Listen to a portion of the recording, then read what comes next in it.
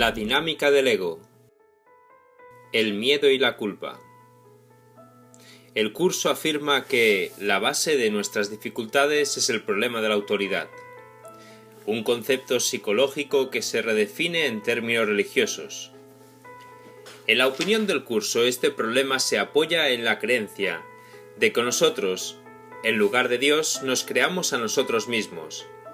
Esta extraña creencia es ilustrada por el actual énfasis de la psicología en el concepto del yo, lo cual implica que nos corresponde a nosotros definir y cambiar nuestra realidad como mejor nos convenga.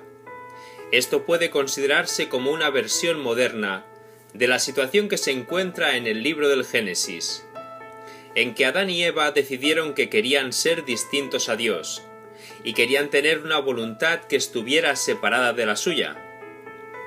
La Biblia no da una explicación real de cómo ni por qué esto pudo haber ocurrido, así como tampoco el curso se interesa en este asunto. Como señala ¿por qué interesarnos en la razón por la cual algo sucedió en el pasado cuando todavía está sucediendo en el presente? Y en efecto, la mayoría de nosotros continuamente reafirma la creencia de que estamos separados de nuestro Creador a cada segundo de nuestras vidas.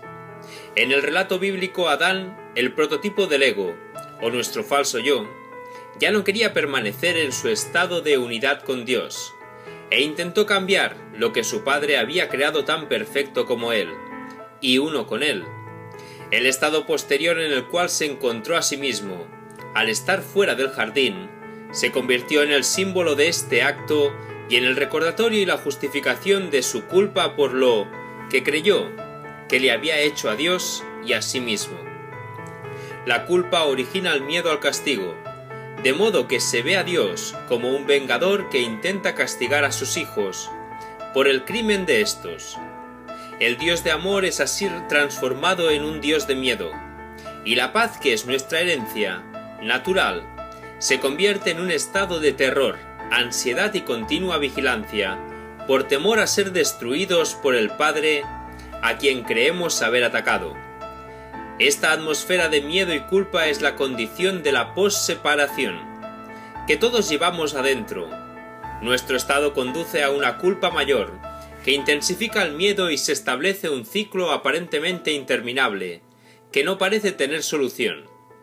Este es el patrón que sustenta la mayoría de nuestras actitudes, sentimientos y acciones, y que constituye el infierno psicológico que hemos hecho como sustituto del cielo, para el cual fuimos creados. En resumen, pues, nuestro miedo básico es a Dios, puesto que inconscientemente creemos que si lo dejáramos entrar en nuestras vidas, seríamos destruidos por su furia por haberlo atacado, lo cual nuestra culpa afirma constantemente. Esta es la causa de nuestra ansiedad básica, la que se mantiene fuera de nuestra conciencia por miedo del uso constante de defensas. La causa de nuestra aflicción aparenta deberse a problemas de todas clases, pero en realidad no permitimos que la verdadera causa entre en nuestro consciente.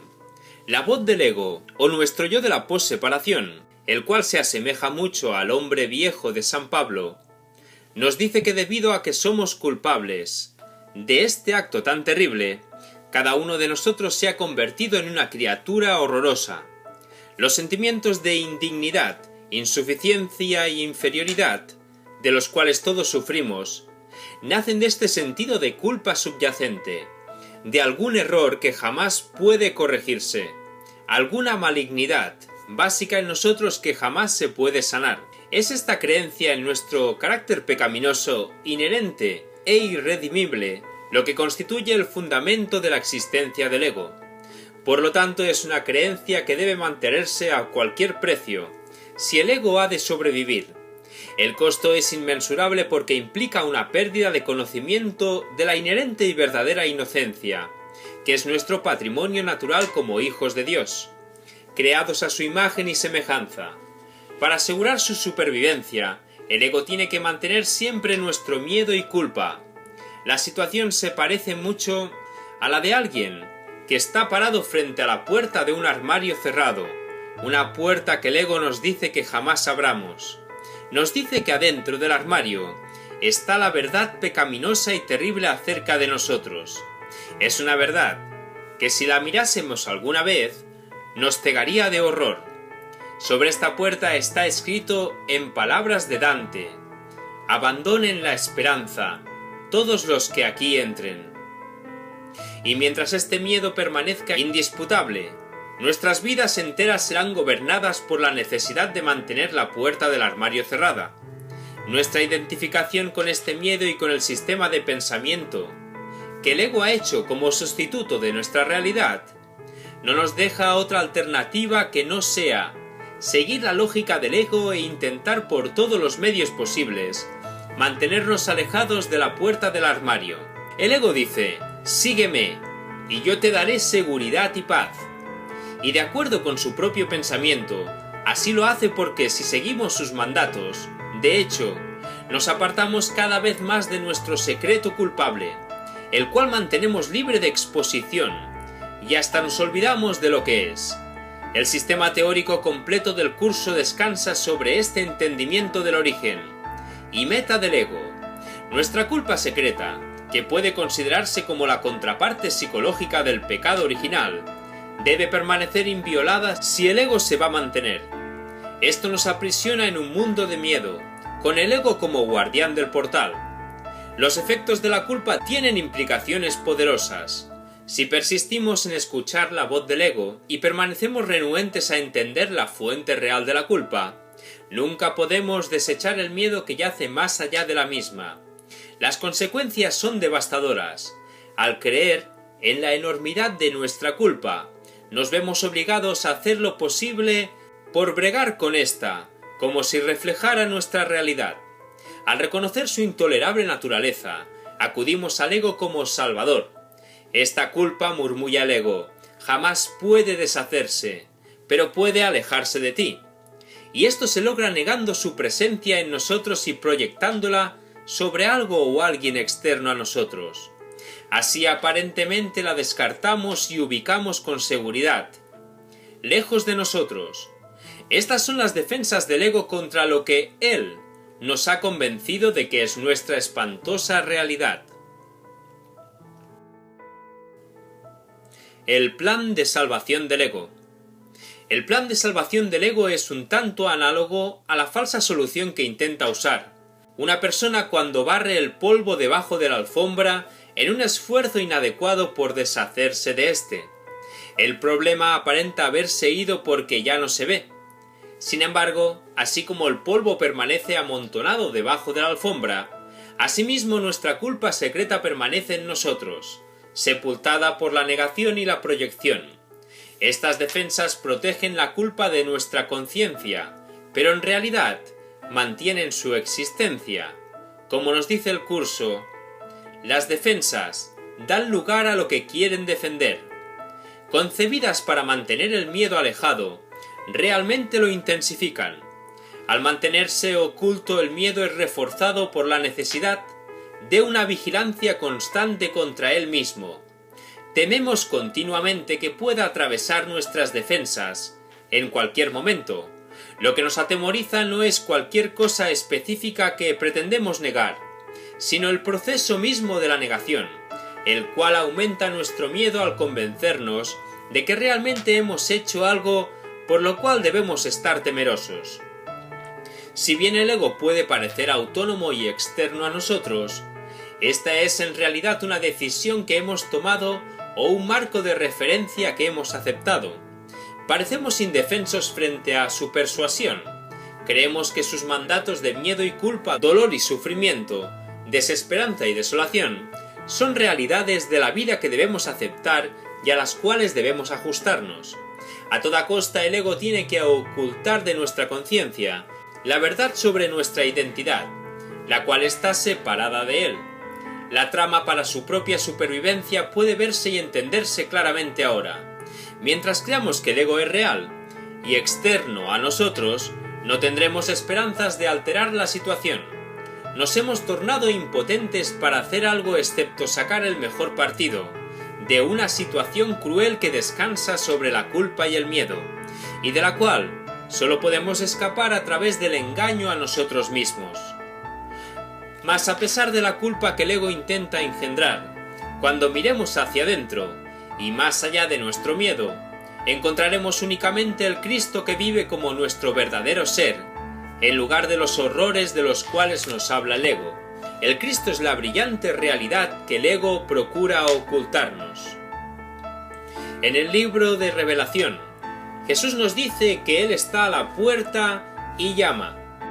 Mientras nos identifiquemos con el ego, nuestro miedo no es, como podríamos pensar, a que cuando abramos la puerta Él no estará ahí.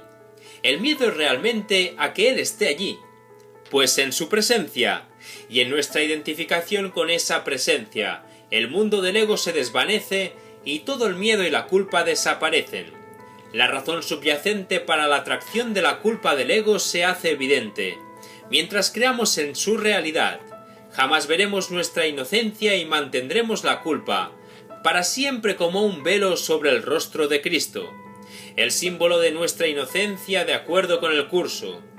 La culpa quiere que creamos que no somos de nuestro Padre, y que, por lo tanto, no podemos compartir la paz, el gozo y la felicidad que solo pueden venir de Él. Así como en palabras de San Juan, el amor perfecto expulsa el temor. Asimismo, el miedo a la culpa oscurecen o expulsan el amor perfecto de nuestra conciencia. La luz y la oscuridad no pueden coexistir. Cuando una llega, la otra desaparece. Cuando tenemos miedo no podemos sentir la paz de Dios. Esto no significa que nos hayan quitado su paz. Lo que sí quiere decir es que mientras estemos asustados no sabremos que está allí. Cuando una nube pasa frente al sol, realmente no nos han quitado el sol. Sin embargo, su luz es removida momentáneamente de nuestra vista. De igual modo, la proyección oscurece la realidad de nuestra conciencia, aunque no puede cambiarla. Puesto que la culpa es fundamental para el sistema de pensamiento del ego, creeremos en ella mientras este sistema de pensamiento sea el nuestro. Y debido a esta creencia no veremos la luz que está más allá. Por esta razón el ego busca continuamente testigos que le proveerán evidencia de nuestra culpa, aun cuando sus testigos sean falsos. Mientras aceptemos la meta de culpa del ego, sus testigos servirán para reforzar nuestros sentimientos de inferioridad y desesperación, y estaremos cada vez más ignorantes de su falsedad. En resumen, el ego representa nuestro miedo a Dios y nuestro deseo de permanecer separados de Él. De este miedo surge el temor al castigo y la necesidad de protección, ya que parece que no hay una manera en que podamos deshacer dicho miedo. La culpa es el agente protector del ego, y la proyección, complementada por la negación, se convierte en el medio, a través del cual se mantiene esa culpa. Este proceso es el arma principal del ego en su guerra en contra de Dios. La proyección y la percepción. La proyección, el mecanismo a través del cual se externaliza la culpa, genera una orientación si solo mis padres hubieran sido distintos, si solo mi cónyuge fuera más comprensivo, si solo la Iglesia fuera más liberal o conservadora, si solo algo externo a mí cambiara, entonces yo sería feliz. Si bien a un nivel es cierto que todos somos afectados por el mundo que nos rodea, también es cierto que somos responsables de nuestras reacciones al mundo y a lo que nos ocurre personalmente. Por lo tanto, es importante entender el papel de la proyección y reconocer hasta qué punto esta distorsiona las percepciones de nosotros mismos y de los demás, al generar una imagen irreal de ambos. Como dice el curso, la proyección da lugar a la percepción. Lo que vemos dentro de nosotros determina lo que vemos afuera. Primero miramos en nuestro interior y luego proyectamos sobre el mundo lo que vemos adentro. Este proceso determina cómo percibimos el mundo y cómo reaccionamos al mismo. El proceso descansa fuertemente sobre nuestros deseos, necesidades y miedos. Por ejemplo, alguien que está perdido en el desierto puede debido a su necesidad de agua, imaginarse que ve un oasis y hasta creer que escucha el sonido del agua corriente. Un niño asustado en la oscuridad puede ver fantasmas y dragones que lo atacan. La presencia de una intensa culpa puede realmente inducir a la víctima a creer en voces susurrantes que están hablando de él, o que alguien que camina detrás de él lo está espiando. A través del uso de la proyección, la culpa inducirá a la creencia de que el castigo por algún agente externo es inevitable. El foco bien puede ser Dios, un padre, maestro, amigo o superior, o en un nivel más impersonal, puede ser el gobierno, la iglesia o hasta las condiciones mundiales en general. Esto indica un círculo vicioso en el cual nuestras percepciones, que ya hemos proyectado, sirven para confirmar nuestra creencia. El mundo se ha vuelto aterrador, lo que justifica nuestra necesidad de defensa y refuerza el mismo miedo que sustenta la proyección. Este es el círculo vicioso que mantiene la existencia del ego. El miedo reforzando al miedo es claramente ilustrado por lo que se ha llamado la profecía autocumplida. Por ejemplo, un rumor infundado de que cierto banco ya no está solvente se empieza a difundir. Como resultado, los depositantes empiezan a retirar su dinero, lo que eventualmente causa un fracaso real. Un proceso similar opera cuando percibimos el presente en términos del pasado. Debido a que la gente ha respondido en formas particulares en el pasado, o las situaciones han evolucionado de acuerdo con cierto patrón bien definido, esperamos que ocurra lo mismo en el presente.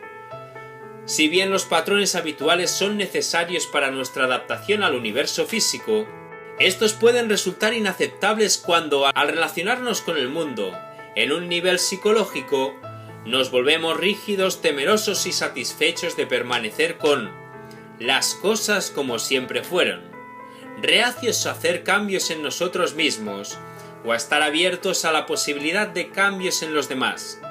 Debido a esta renuencia a considerar un cambio en nuestras percepciones, el pasado se proyecta al futuro y el presente se pasa por alto. Es así que, como señala el curso, nuestras proyecciones nos dan una visión distorsionada de la realidad y hacen imposible que nos veamos a nosotros mismos y a los demás, y a Dios, como verdaderamente somos. Percibimos a través de nuestras necesidades y deseos, y hacemos a Dios y a nuestros hermanos a imagen y semejanza de lo que queremos que sean.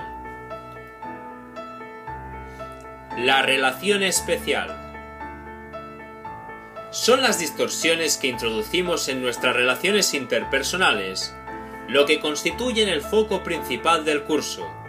Al sentir que somos muy vulnerables, recurrimos a otros en busca de apoyo y los explotamos para satisfacer nuestras necesidades. Es este nivel de distorsión que el curso llama la relación especial, lo que se convierte en el aliado más poderoso del ego. Esta relación niega nuestra necesidad de Dios y la sustituye por la necesidad de gente especial y de cosas especiales.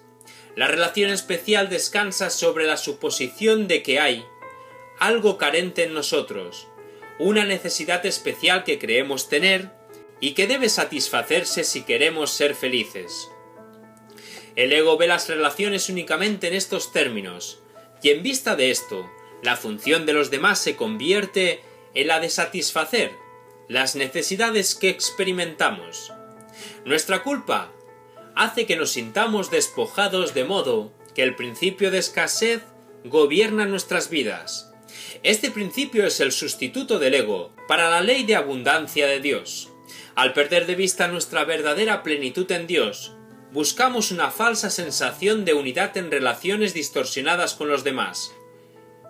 Nos sentimos atraídos por aquellos que parecen que mejor llenan nuestras necesidades, y ellos, a su vez, se sienten atraídos por nosotros por la misma razón. Así, el hombre que quiere el amor y la protección de una madre, es probable que se sienta atraído por una mujer que necesita servir de madre y proteger a un hombre. Esta clase de mutua satisfacción de necesidades Es lo que el mundo generalmente llama amor, y desde el punto de vista del ego provee la base para un matrimonio hecho en el cielo. En verdad, sin embargo, tal relación de amor especial se fundamenta en nuestra percepción egocéntrica de la capacidad de la otra persona para darnos lo que creemos que nos falta. Esto es, por lo tanto, solamente una ilusión de amor y nada más que un velo de odio, ya que el mismo se basa en el odio a nosotros mismos, que produce la culpa. Los objetos de nuestro amor se convierten en símbolos de este odio, pues en ellos vemos inconscientemente nuestra propia debilidad y nuestras propias faltas, lo mismo que ellos las ven en nosotros. En esto radica la causa real de la ambivalencia que parece ser una parte inevitable de la mayoría de las relaciones interpersonales. La relación especial no tiene nada en común con el verdadero amor, aunque el ego no ve ninguna diferencia entre ellos. La relación especial siempre está basada en la exclusión, mientras que el amor real por necesidad descansa sobre la inclusión. De hecho, la relación especial de amor implica la creencia de que el amor no puede compartirse, pues compartirlo se ve como una pérdida, puesto que la esperanza de salvación se ubica en una persona especial. Si la atención de ésta se desvía a otra parte, lo experimentamos como una amenaza. Compartir este amor especial con alguien más es para nosotros perderlo, por lo que tenemos que protegerlo y vigilarlo celosamente, por temor a que la ganancia de otro se convierta en nuestra pérdida. Esta es la base obvia para el adagio popular: 2 es compañía, 3 es multitud. Así como siempre el ego nos dice una cosa cuando quiere decir otra. Por una parte nos insta a un intento absurdo de completarnos en relaciones especiales, y de este modo deshacernos de nuestro sentido de escasez y de la creencia en la culpa. Por otra parte, sin embargo, su propósito es esconder la culpa bajo un disfraz de amor, con lo cual está reforzando la misma. Al ubicar fuera de nosotros la solución al problema de culpa, el ego se asegura de que éste jamás se resolverá. Esto está de acuerdo con su dictamen fundamental: busca, pero no halles. Nosotros ponemos nuestra fe en ídolos, de cuyos pies de barro todos estamos dolorosamente conscientes. De este modo nos movemos de una relación poco satisfactoria a otra. Siempre obtenemos un resultado decepcionante, y jamás nos damos cuenta de que el fracaso radica en nosotros mismos. Mientras seguimos ignorando la verdadera motivación del ego, no podemos cuestionar el problema con honradez, y así su capacidad ilusoria para darnos un sentido de plenitud propia permanece indisputable. Hay un aspecto de la relación de amor especial más insidioso aún. Al buscar en los demás únicamente aquellas cualidades especiales que parecen que llenan nuestras necesidades especiales, nos incapacitamos para verlos como realmente son. Como los vemos está determinado por cómo queremos que sean.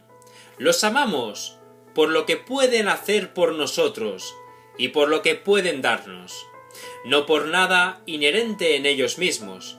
Al negar así su verdadera identidad en Dios, y al negar el Cristo en ellos, atacamos verdaderamente su realidad y la nuestra. Ellos existen solamente para satisfacer nuestras necesidades, y este mal uso del verdadero propósito de las relaciones tiene que llevarnos a aumentar nuestra culpa. Aquí el propósito subyacente del ego de atacar claramente contradice los 2 grandes mandamientos del amor de Jesús.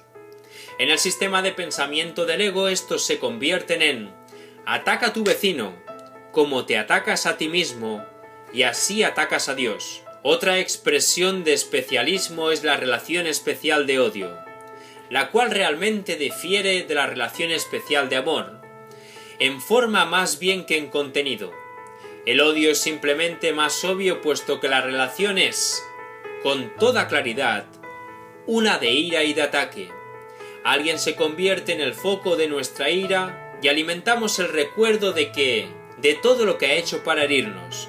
Repito, el propósito del ego es el mismo: la perpetuación de la culpa bajo la apariencia de autoprotección. El odio y la ira son solo intentos de proyectar nuestra culpa sobre otras personas. Esto está expresado en la fórmula básica: no soy el culpable sino tú, que has hecho una cosa terrible, la cual merece castigo y no puede perdonarse. He aquí la atracción real del especialismo del ego. No podemos atacar a alguien sin que nos sintamos culpables, pues en cierto nivel sabemos que estamos atacando injustamente al proyectar nuestra culpa sobre él. La ira, de acuerdo con el curso, implica siempre tal proyección, no importa cuán justificada nos parezca. La situación externa nunca justifica suficientemente nuestras reacciones hostiles. Así vemos, porque el ego valora tanto la ira. Mientras más atacamos, más culpables nos sentimos, y más aumenta nuestra necesidad de proyectar la culpa y atacar nuevamente. Es por esta razón que el curso describe la relación especial como el hogar escogido por el ego. Es realmente el hogar de la culpa, porque refuerza nuestra creencia en la realidad de la existencia del ego y nuestra separación de los demás y de Dios. Es para proteger su hogar que el ego siempre se esfuerza por justificar la ira. No hay límite para la ingeniosidad del ego en inventar formas de lograr su propósito de justificar el ataque y así aumentar la culpa. Todo lo que los demás hacen ofrece más amplio testimonio de su culpabilidad. Ante nuestra percepción, una relación distorsionada de causa y efecto se establece de esa manera. Los demás se convierten en la causa de nuestra infelicidad, y seguimos diciéndoles, a medida que sus pecados cobran más y más importancia en nuestra percepción, que ellos están sacrificándonos debido a su egoísmo. Así los hacemos culpables de la miseria que en realidad hemos escogido nosotros mismos, ya que la responsabilidad de nuestra culpa se ha puesto en hombros distintos de los nuestros. Por lo tanto, parecemos incapaces de librarnos de nuestros sentimientos porque hemos olvidado dónde verdaderamente radica el problema. Es ilustrada por el actual énfasis de la psicología en el concepto del yo, lo cual implica que nos corresponde a nosotros definir y cambiar nuestra realidad como mejor nos convenga. Esto puede considerarse como una versión moderna de la situación que se encuentra en el libro del Génesis, en que Adán y Eva decidieron que querían ser distintos a Dios y querían tener una voluntad que estuviera separada de la suya. La Biblia no da una explicación real de cómo ni por qué esto pudo haber ocurrido. El Padre había creado tan perfecto como Él, y uno con Él. El estado posterior en el cual se encontró a sí mismo, al estar fuera del jardín, se convirtió en el símbolo de este acto y en el recordatorio y la justificación de su culpa por lo que creyó que le había hecho a Dios y a sí mismo. La culpa origina el miedo al castigo, de modo que se ve a Dios como un vengador que intenta castigar a sus hijos por el crimen de estos. El Dios de amor es así transformado en un Dios de miedo, y la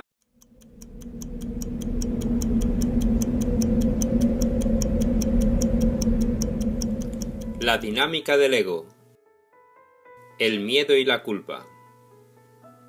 El curso afirma que la base de nuestras dificultades es el problema de la autoridad, un concepto psicológico que se redefine en términos religiosos. En la opinión del curso, este problema se apoya en la creencia de que nosotros, en lugar de Dios, nos creamos a nosotros mismos. Esta extraña creencia es paz que es nuestra herencia natural, se convierte en un estado de terror, ansiedad y continua vigilancia, por temor a ser destruidos por el Padre a quien creemos haber atacado. Esta atmósfera de miedo y culpa es la condición de la posseparación, que todos llevamos adentro. Nuestro estado conduce a una culpa mayor, que intensifica el miedo y se establece un ciclo aparentemente interminable, que no parece tener solución. Este es el patrón que sustenta la mayoría de nuestras actitudes, sentimientos, así como tampoco el curso se interesa en este asunto. Como señala ¿por qué interesarnos en la razón por la cual, ¿Algo sucedió en el pasado cuando todavía está sucediendo en el presente? Y en efecto, la mayoría de nosotros continuamente reafirma la creencia de que estamos separados de nuestro Creador a cada segundo de nuestras vidas. En el relato bíblico, Adán, el prototipo del ego, o nuestro falso yo, ya no quería permanecer en su estado de unidad con Dios, e intentó cambiar lo que su